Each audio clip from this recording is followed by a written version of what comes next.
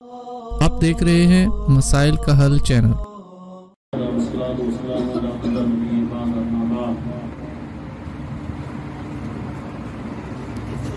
سستی، کاہلی بہت سارے لوگوں کے اندر ہے، اور بعض اوقات انسان یہ سوچتا ہے کہ جسم کی یہ خرابی ہے، کوئی بیماری ہے، کوئی غذا کا مسئلہ ہے، یا آرام سکون نہ کرنے کی کوئی وجہ ہے۔ ہو سکتی ہے یہ وجوہات بھی، لیکن ایک وجہ ہے سستی اور کاہلی کی، جس کی طرف ہم توجہ ہی نہیں دیتے۔ رسول اکرم صلی اللہ علیہ وسلم کا فرمان ہے، جب تم میں سے کوئی ایک آدمی سوتا ہے تو شیطان اس کی سر کی چوٹی پر 3 گرے لگا دیتا ہے، 3 گانٹھ لگا دیتا ہے، اور ہر گرے کے اوپر وہ یہ بھی کہتا ہے علیک لیل طویل فرقت، ابھی بڑی رات پڑی ہے، لمبی رات پڑی ہے، سو جا، سلاتا رہتا ہے اس کو۔ رسول اکرم صلی اللہ علیہ وسلم نے فرمایا فَإِذَا اسْتَيْقَظَ، جب وہ بیدار ہوا، وَذَكَرَ اللَّهَ، اور اس نے اللہ کا ذکر کیا، انحلت عقدۃ، ایک گانٹھ، ایک گرہ کھل جاتی ہے۔ وہ ذکر کیا کرنا ہے؟ وہ ذکر بھی ہمیں سکھلا دیا ہے، جو ہم نے اٹھتے ہی کرنا ہے۔ وہ ذکر یہ ہے الحمدللہ الذی احیانی بعدما اماتنی والیہ النشور۔ اب آپ خود ہی سوچ لیں کہ کتنے میرے بھائی ہیں جن کو یہ دعا آتی ہے، اور کتنے میرے بھائی ایسے ہیں جن کو آتی اور پڑھتے نہیں۔ کچھ میرے بھائیوں کو آتی ہوگی اور وہ پڑھتے نہیں، اور کسی کو سرے سے آتی ہی نہیں۔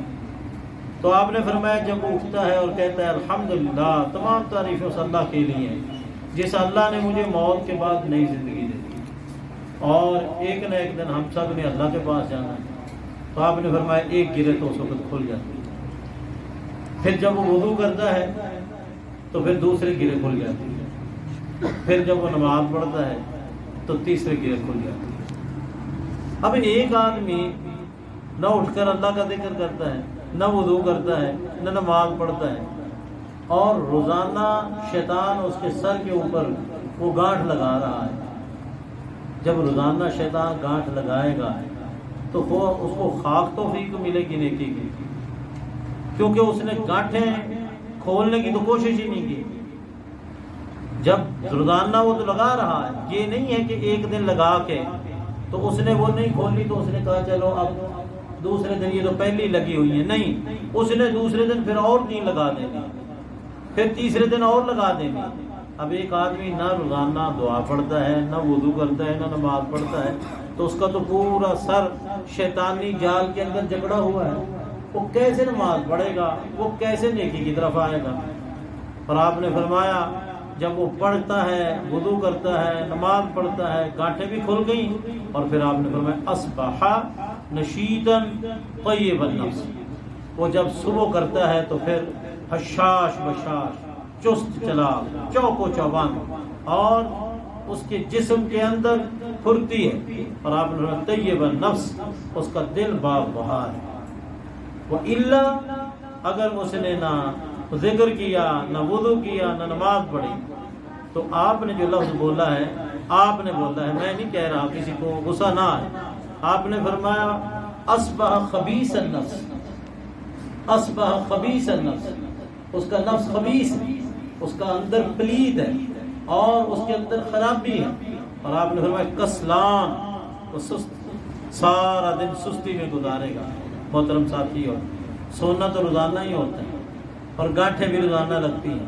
اب ان گانٹھوں کو کھولنے کے لیے روزانہ ذکر، روزانہ وضو، روزانہ نماز، اگر یہ کام کرتے رہے تو انشاءاللہ شیطان کے تسلط سے بھی محفوظ رہیں گے، اور اس کے ساتھ ساتھ ہمارا دن بھی اس میں بڑی خیر و برکت ہوگی، اور اس کے ساتھ ساتھ ہمارا جسم جو ہے اس کے اندر توانائی ہوگی، طاقت ہوگی۔ یاد رکھیں، دنیا کی جو بھی وٹامن ہے اس کی بنا پر جو طاقت آتی ہے، اس طاقت کی وہ حیثیت نہیں ہے جو طاقت آتی ہے اللہ کے ذکر سے، جو اللہ کے ذکر سے طاقت آتی ہے اس کا مقابلہ نہیں کر سکتے۔ اس لیے آپ جتنی دوائیاں کھا لیں آپ کے دل کو اطمینان نہیں آئے گا۔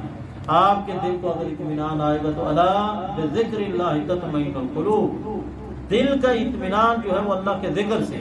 آپ نمازیں پڑھیں گے تو پھر اطمینان ملے گا۔ اللہ مجھے اور آپ کو قرآن و سنت سمجھنے اور عمل کرنے کی توفیق عطا فرمائے۔ الحمدللہ۔